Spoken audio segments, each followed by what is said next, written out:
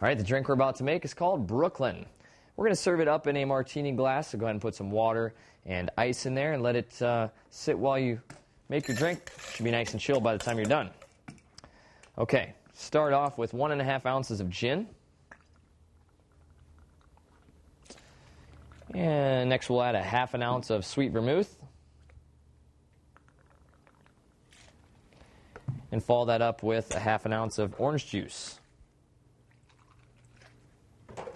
All right, go ahead and grab your shaker and give it a good shake. You want to get it as cold as you can.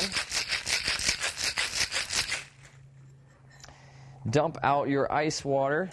Should have a well-chilled glass at this point. Strain your cocktail into the glass. And the last thing we'll do, sprinkle it with some good old nutmeg.